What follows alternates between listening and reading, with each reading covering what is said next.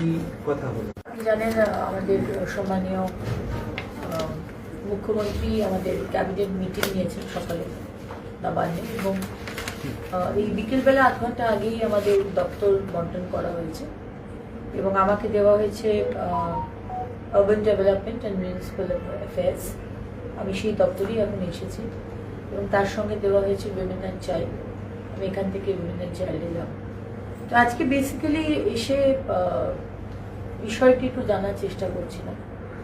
এখানে আমাদের 121টি মিউনিসিপ্যালিটি আছে এবং 7টি কর্পোরেশন এবং ইন্ডাস্ট্রিয়াল টাউনশিপ অথরিটি আছে 3টি, এবং বিরাট স্কোপ কাজ করার। আজকে শুধু কলকাতা নয়, তার সাথে সাথে সারা পশ্চিমবঙ্গে আরবান এরিয়াকে ডেভেলপ করা, তার সাথে সাথে মানুষের পরিষেবা দেওয়া, আবাস যোজনা, স্বচ্ছ ভারতের শৌচালয়, জল জীবন মিশনের আরবান এরিয়াতে সাপ্লাই, মহিলাদের বিষয়ে অনেকগুলো বিষয় দেখছিলাম।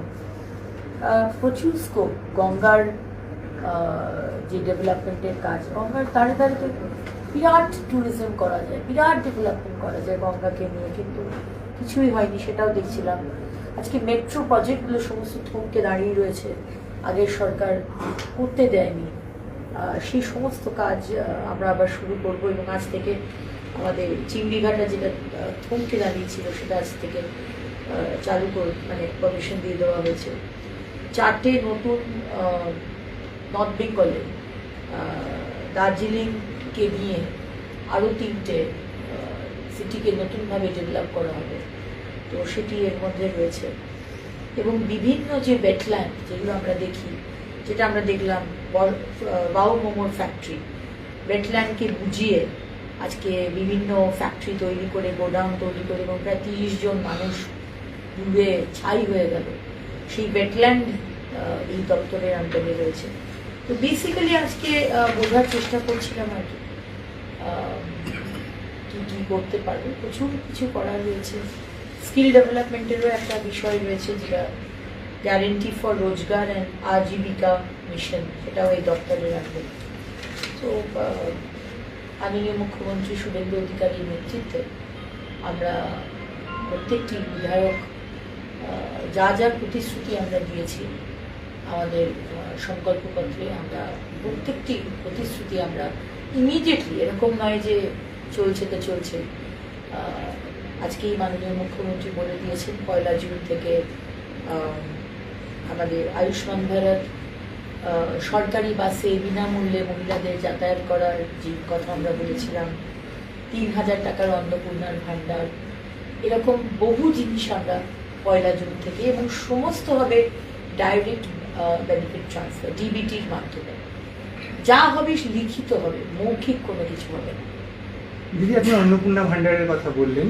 অন্নপূর্ণা ভাণ্ডারের ক্ষেত্রে সেটা কিভাবে মানুষ পাবে বা কি করতে হবে সেটা যদি একটু বলেন।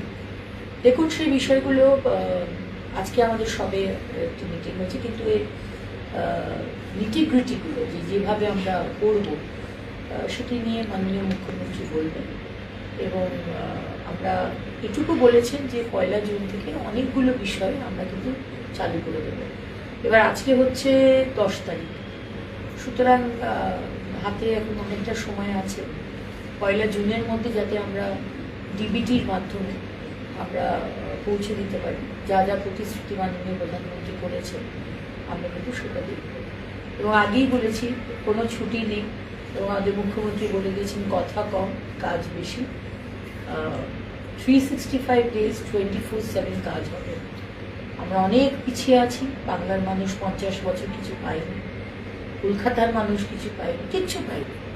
সুতরাং এত বড় একটি দপ্তর আমাকে দেওয়ার জন্য আমার শীর্ষ নেতৃত্ব এবং আমার মুখ্যমন্ত্রী আদরণীয় শুভেন্দু অধিকারী মহাশয়কে আমি ধন্যবাদ জানাই। দিদি, যারা লক্ষ্মী ভাণ্ডার পেতেন তারাই কি অন্নপূর্ণা ভাণ্ডারে এনলিস্টেড হবেন, নাকি সেক্ষেত্রে আরো অন্য কোনো ভাবে কিছু এন্ট্রি বা কাট আপ হবে? না, তারাই হবেন, এবং এক্সট্রা যারা পেতেন না তাদেরকেও অফকোর্স ইনক্লুসিভ করা হবে। এবং আমরা কোনো আগের সরকার বা তার আগের সরকারের দেওয়া কোনো যোজনা মাননীয় মুখ্যমন্ত্রী বলেছেন আমরা বন্ধ করছি না। সেগুলো সব চালু হবে, মানে সেগুলো সব চলতে থাকবে। এবং একটি বিষয় মাননীয় মুখ্যমন্ত্রী বলেছে যে যাদের নামগুলো কাটা গেছে, যারা আমাদের দেশের নাগরিক নয়, তারা তো সরকারি যোজনার সুবিধা পেতে পারে না।